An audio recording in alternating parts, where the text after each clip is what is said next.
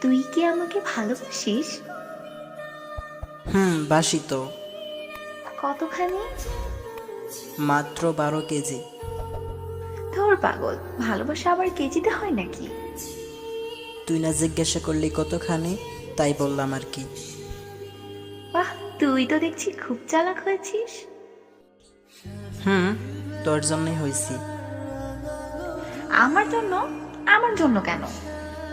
ভালোবাসা আগলে রাখলে একটু তো চালাক হতেই হয়।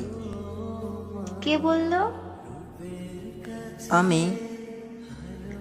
আমি তো তোকে ভালোবাসি না। তাই নাকি? তো কিভাবে শুনি? আমি তো বাবু জান উমা বলি না।